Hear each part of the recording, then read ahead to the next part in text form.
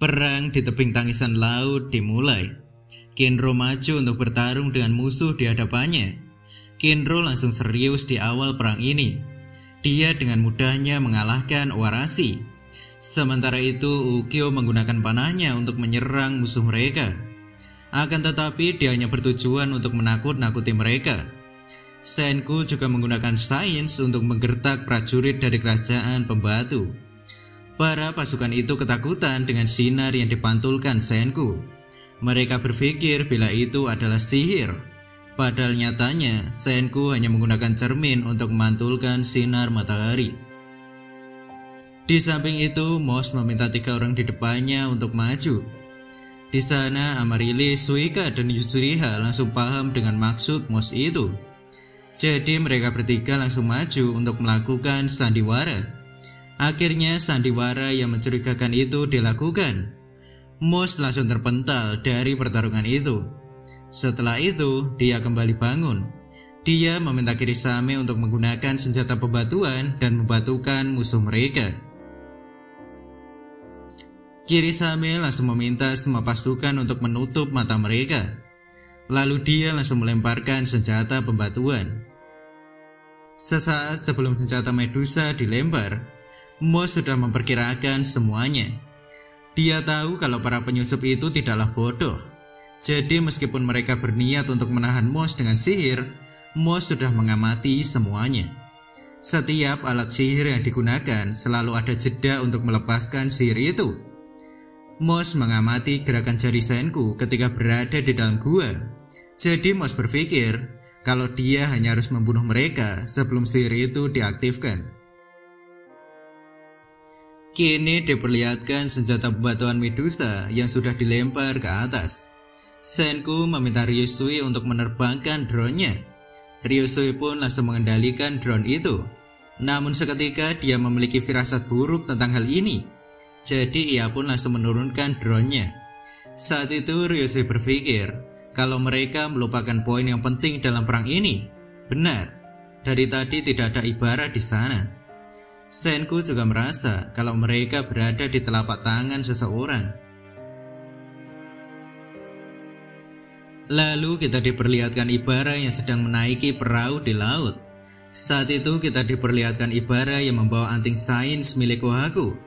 Ibara ini sangat waspada dalam segala situasi. Jadi sebelumnya Ibara melihat Moss memakai anting sains mirip dengan Kohaku. Jadi Ibara langsung mengambil anting sains yang ada di telinga patung Kohaku. Karena itulah Ibara langsung tahu tentang pengkhianatan Moss dan juga rencana Senku. Setelah itu Ibara memberitahukan pengkhianatan Moss itu pada Kirisame. Ibara sangat yakin kalau ini adalah kemenangannya. Senku sebenarnya tidak ingin mempercayai firasat, karena sains tidak bergantung pada hal itu, melainkan dengan ilmu pengetahuan. Senku mulai menghitung untuk memprediksi tindakan Kirisame. Dari hitungan Senku itu, dilihat dari manapun, sinarnya tidak hanya akan mengenai mereka saja. Kesimpulannya, Kirisame tidak melakukan kesalahan. Dia hanya melemparkan senjata pembatuan dengan acak, karena senjata itu palsu. Mengetahui rencananya sudah gagal, Senku langsung meminta yang lain untuk mundur dari perang ini. Moss langsung marah dengan situasi itu. Dia sadar kalau Ibara sengaja memberikan senjata Medusa palsu pada Kirisame. Karena itulah Moss ingin menunda waktu untuk membunuh Ibara. Untuk saat ini dia harus memburu penyusup agar dia tidak dicurigai sebagai pengkhianat. Moss langsung lari mengejar Senku dan yang lain. Sementara itu Senku dan yang lain bergegas untuk naik ke mobil lab untuk melarikan diri. Amaryllis kagum dengan kepercayaan orang-orang dari kerajaan sains. Mereka sama sekali tidak ragu dengan keputusan Senku dan sains. Setelah semua orang naik ke mobil lab, mereka masih tetap dikejar oleh Moss. Meskipun sudah naik dalam mobil, Moss masih berusaha mengejar mereka. Saat itulah Yu berniat untuk mengalahkan Moss dalam situasi krisis itu. Yu langsung mengeluarkan pistolnya. Dia terkejut karena pistol itu berubah menjadi batang kayu. Lalu Suika menyadari kalau Magma dan Gen tidak ada di tempat itu. Mereka akhirnya sadar kalau selama ini Magma dan Gen tidak terlihat dari mulainya perang.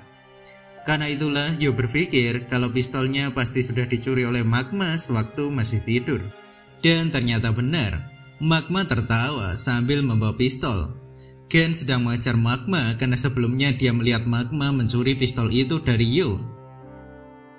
Jadi dari awal dia tidak pernah setuju dengan trik yang direncanakan yang lain. Sekarang Magma ingin segera menembak kepala musuh dan mengakhiri perang dengan kemenangan. Saat itu mereka melihat kapal Perseus berlayar di lautan. Ternyata Ibara yang meminta pasukannya untuk mengendalikan kapal. Sementara itu di tempat Senku, mereka juga sudah melihat kapal Perseus berlayar. Mereka sadar kalau selama ini Ibara tengah mencari tahu cara untuk mengemudikannya. Senku berpikir kalau penduduk pulau ini pasti tidak tahu apapun tentang komponen kapal.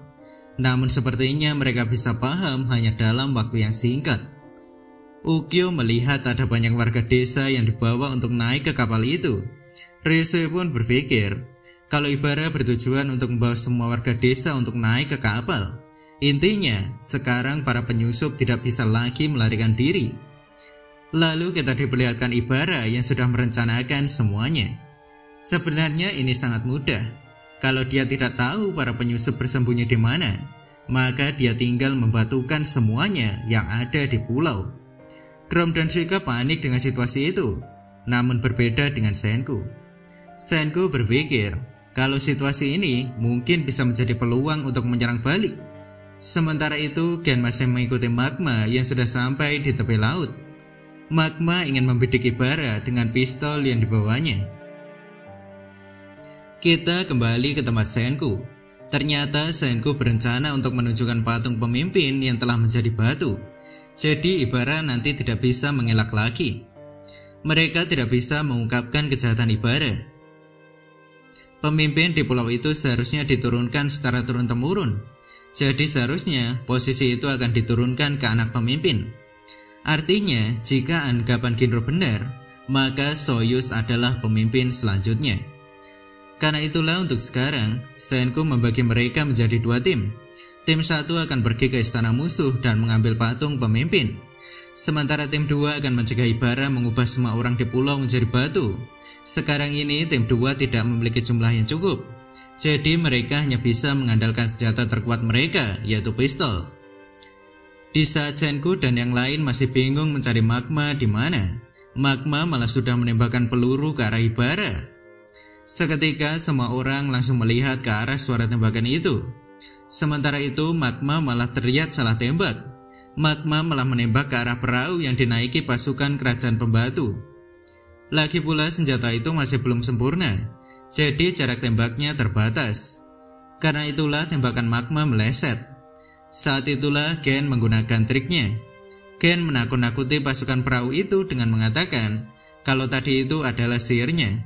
Prajurit itu pun ketakutan dan langsung melarikan diri dari tempat itu.